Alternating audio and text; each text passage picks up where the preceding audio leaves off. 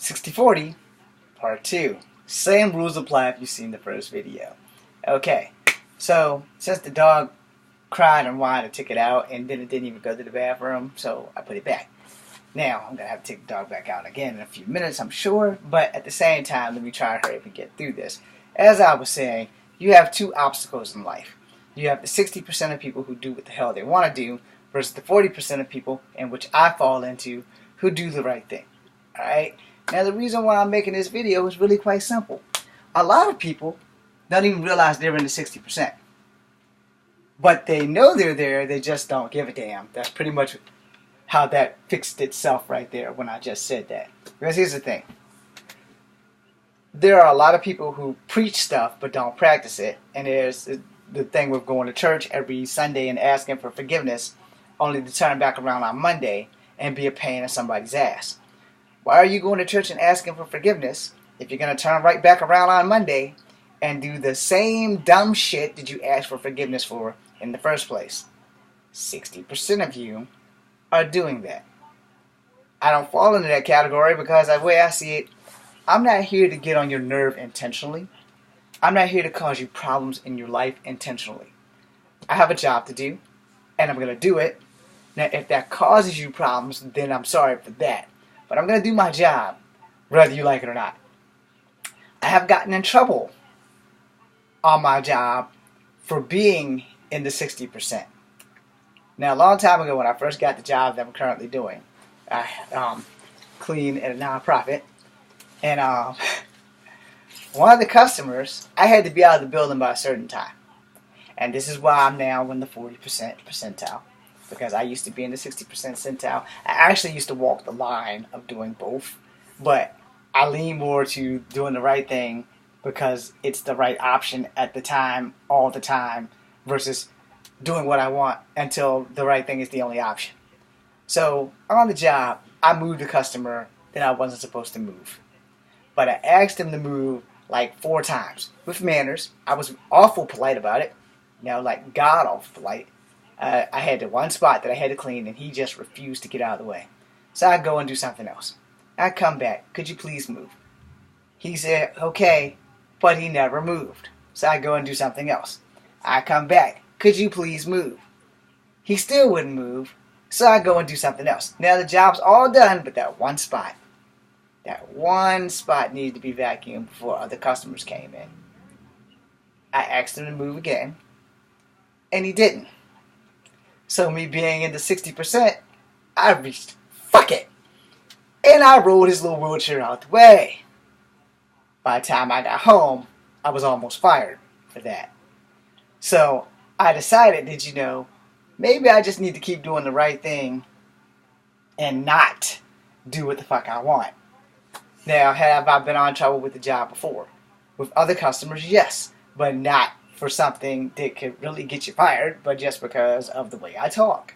And that was clearly offensive. It was no racist or sexism said, but these two women just really preferred to just cause me grief. And instead of addressing me with the issue, they jumped over my head and addressed my boss. I cuss a lot, so I pissed off a nurse who's retired. She had a stroke, she had some issues, and she didn't like the way I talked.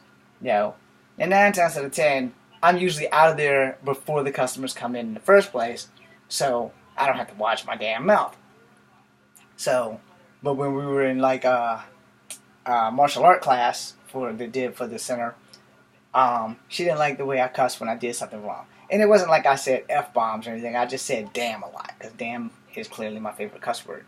And and that was before I got in the military. And it got to the point where she would tell people, and they would tell my boss, and he and I had a little conversation. Okay, well, me and his arbiter had a conversation. So I watched my mouth. And then I got in trouble for a girl using our phone at the job when she had her cell phone, and I was vacuuming doing my job, and she goes and files a complaint on me on doing my job. So once I explained that, I said, hey, look, first off, she was on a company phone, and she had a cell phone in her hand. I don't know why she couldn't leave the room so that I could do my job and then go back in the room. Oh, yes, I do. Because that would be too much like the right fucking thing to do. And I've had jobs where I've overreached, and I own that. You know, like the lady in the bathroom at Sears, and it wasn't being clean enough, so I left so much foam all over the place that it was super clean, and she thought it was too much soap on the floor, and then I told her to go home and wash her ass. I owned that. But, you know, you can't have it both ways. You can't talk to me like shit and tell me I'm not doing my job when I'm doing my job, and then think that I'm just supposed to take it. Because for years I did just take it. And somewhere Quiet Riot or Twisted Sister were playing in my head, and we're not going to take it anymore. And I wasn't going to take it anymore. Granted, when I worked at Sears, I got fired on my day off on the exact same weekend that Friday came out. And it's probably instant karma because I laughed at Friday the whole way through. Thank you, Ice Cube. You got me fired on my day off. Because I didn't think that was even remotely possible. I thought that was just some Hollywood BS. But clearly, it is true, you can be fired on your day off. And no, I wasn't stealing boxes. I got fired for being openly honest, blunt, and not taking shit from anybody. And also knocking down the underwear rack with the cleaning machine. Yeah, those things fall like dominoes. Anyway, I don't work for Sears anymore, and they're closed down, so suck on that, motherfuckers. But anyway, the whole point of the matter is, I started weighing more pros and cons and just started doing the right thing because it was the right thing to do versus doing what the fuck I want. When I worked at Sears, I was doing the right thing until people started pissing me off. So I was jumping back and forth from that 40 to 60 thing. You understand what I'm saying? So I'm not exactly contradicting myself. I'm trying to explain where I come from. I learned that doing things the 40% way is a straight road. You know, you get it over with, you tell the truth, you get it over with. You don't like somebody, you tell the truth. You can still respect people that you don't like. I mean, you can. And I had this issue on plenty of jobs, and I would tell people, look, I'm going to respect you while we work. But if you come at me in the streets, it's fair game. What happens to you out there, that's your fault. You already know I don't like you. I'll tell you that straight to your face. I don't like you. And once I tell you that, this is where you respect the stop. So when I tell you I don't like you, but we have to work together because I don't have another job and you don't have another job, we hunky-dory. We Voltron. You know, we coming together to form a mighty robot. But out in that damn street, I don't like you. It's Mortal Kombat time. I'm Kung Lao. Okay? It's just as simple. I'm going to take my razor blade hat and tear you a new one. But while we're on the job, we're Voltron. Streets, Mortal Kombat. Job, we're Voltron. Because I gotta respect you because I don't have no job security. And I like to keep my job. You might not have no job security and you want to keep your job. And we have a good working relationship. But in the streets, I don't want nothing to do with you. And if you like to keep your teeth straight, you will stay away from me. Because the doctor says no kung fu. The doctors don't mean shit when I'm in the street and somebody's bigger than me wants to beat my ass. I'm going to do what I got to do. And if I got to sacrifice a hip, so be it. But you know, that's just the way I feel about it. Now, why do I go closer to the 40 than the 60? Because 40 is easier. Alright? You can knock a wall down or you can walk through the door. It's so much easier if you just turn the knob and walk through the door. You know, where you want to climb mountains, you want to knock down walls. I mean, hell, if you're doing demolition for a living, that's fine. But if you're doing what we do in life in general, which is live, then you want to live right. You know, and my goal is to turn the 60% of the people who say, fuck it, I do what I want, into joining the 40% of us who say, let's do the right thing because it's the right thing to do all the time versus none of the times. Now, here's why that probably won't happen and why it probably won't work. So if you didn't see the last episode of Supernatural for this season, I'm about to fuck you up right now with a spoiler. At the beginning of the season finale, the son of Lucifer says, why can't people stop lying? And that being my 40% versus 60%, this is why it's probably always going to stay 60-40. Everybody stopped lying, and chaos broke out all over the world. And even the guy who's playing God mentioned that sometimes you have to lie just to keep the peace. I strongly don't believe in that, because if you just do the right thing in the first place, you won't have to lie about stealing somebody's yogurt. You wanted their yogurt? Maybe you should have asked if you could have some. They might have been nice and been willing to share. And if not, and you know they're a selfish prick, that does not give you the right to steal their yogurt. You're both working at a job. When you get paid, go get your fucking self some yogurt. Yeah, it's just that simple. But we as people, we tend, and more often than not, 60 versus the 40, to tend to do what we want instead of doing what's right. Here's the thing, I'm poor, and I know I'm poor. If I have to bag my lunch, and I have to work somewhere where I'm going to either be in a building all day with a refrigerator, or I'm going to be in a building with a refrigerator with people who steal my stuff, here's a way around that. There's a thing called a cooler. Put some ice packs in there, put your stuff in there, and when lunchtime comes, go to your car, get your meal, and come back. And if you're one of those people who have to eat out all the time, then just have money and go eat out. Don't steal other people's lunches, because that causes problems, and nobody wants to have problems on their job. Nobody. 60-40. Because the 60 people in that 60% percentile will be the first guys to go in there and steal your fucking chicken. You might have worked hard on that chicken last night. You just knew that you're going to have chicken for dinner and leftovers for lunch, and the leftovers look so good, and you pop them in that little Tupperware thing, and you put them in that refrigerator at work, and you're just thinking, I'm going to enjoy this come noontime today. And while you're gone and you're doing your job, and some little asshat comes in there and says, ooh, somebody brought chicken to work. Let me look at that. They don't have enough to share. They're not going to miss one piece. And one piece turns into the whole container. Because everybody knows that we all love chicken. It doesn't matter if you're black, white, or Asian. We all love chicken, and that chicken is gone. So, 60-40. The guy who bought the chicken for himself is probably in the 40 percentile, who just knows that when he gets done with his lunch or his job, he's going to go to lunch and eat that chicken. He's going to put it in the microwave and tear into that chicken like it's yesterday's news. But when he gets out of the refrigerator and there's not even one piece of chicken in that bowl and the bowl's still there, he's going to be pissed. And rightfully so. So here's the thing. If you're in that situation where you eat the person's chicken, leave them a note and some money. Lunch is on me because I ate your lunch. I'm really sorry. I only wanted one piece, but one piece turned into the whole thing. I'll make it up to you, but here's $20. McDonald's is that way. And if they don't eat at McDonald's, point them to Burger King. And if they don't eat at Burger King, point them to Wendy's. And if they don't eat there, send their ass to Bojangles because you know that there's chicken there. Okay? Good chicken.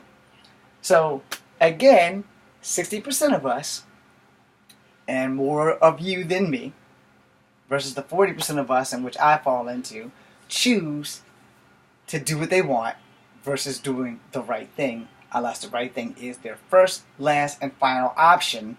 Otherwise, you 60% of people who make the world go round because of the chaos, panic, and disorder, you choose the cause instead of doing what's right at the right time.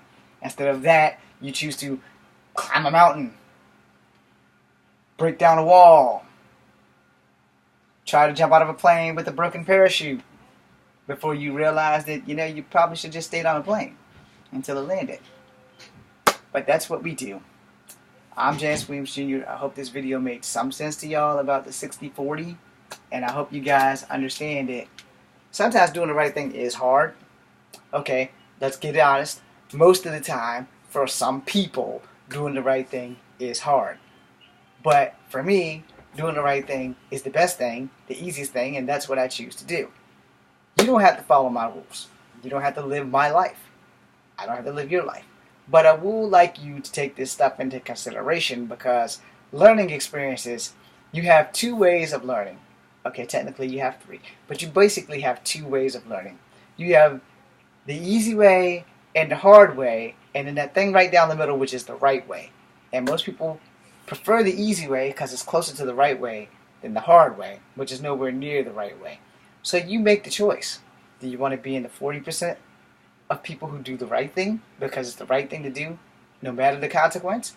Or you want to be in the 60% who do whatever the fuck they want to do, damn the consequences, and while they're damning the consequences, they're piling the damn consequences up higher and higher and higher. So when the right thing comes, is the only option they have, they're pretty much still screwed because they could have got the right thing done and got it over with and lived with the action, but they want to avoid that. It's the same thing with people. As I end this video, I want to end this video on a good note, and I want to end this video on something that pisses me off more than life itself. It makes me sick to my core. There's two things. It makes me sick to my core. So, if you're a person, and I'm sad to say this mostly reflects to my black people, when you want to talk to somebody and you want to hog the street holding up everybody else's day, take into consideration that they may have to go to work. The 3 cars behind you, somebody in there may have to go to work. Somebody could be having an emergency. Their child could be hurt. And you're holding up the street talking to somebody when your dumb ass could have just pulled the hell over. And that's one thing that pisses me off. The other thing is when people park on the opposite side of the street when their car is facing the way they're going, but they're on the wrong side of the street, which I think should be enforced by cops. It is illegal, but it's not really enforced by cops. I had this argument with my sibling about a week and a half ago, and her response was, well, the neighbors do it. And I said, just because somebody else does it, doesn't make it right. And that's the goal that made me think of doing 60-40, because most people do things that they see other people doing because they want to do it and not because it's the right thing to do. So when you think about the two things I said, one, if you're pulling over to talk to someone, that's fine. But if you're going to hog the middle of the street and you got like 3 and 4 cars piling up behind you, have some damn courtesy and pull the fuck over and talk to the people that you want to talk to, which is what you should have done in the first place instead of holding them up. Because, I talk a lot, and when I'm carrying on a conversation with somebody, I don't want the people behind me being held up because you don't know what's going on in their situation or in their life. So why would you compound the situation by holding up the whole damn block because you want to talk to somebody about probably absolutely nothing? And then yesterday on my way to my exam, it kind of pissed me off that I got cut off by a car. Instead of coming down the right side and parking across the street from the store called The Store, they decided to whip in front of me and cross to the other side of the street, knowing that you're supposed to drive on the right side of the street in America, not the left. And so that could have caused a problem. But since I was so focused on trying to pass my exam, which I did, yippee-ki-yay, I had to let that go. But it's those little tiny things that piss me off. And little things can lead to big explosions if you're not careful. So, if you're going to do something, try to do the right thing at least once a day. Not just because you don't have any other option, but because it's the right thing to do. But try to do the right thing all the time is what I try to do. But most people who are in the 60 percentile, they don't even try to do the right thing at least once a day. And I think that if you're in the 60% percentile, try doing the right thing at least once a day. At least once. It's not too much to ask. Just once. I'm James Williams Jr. Thank you very much. Be seeing you.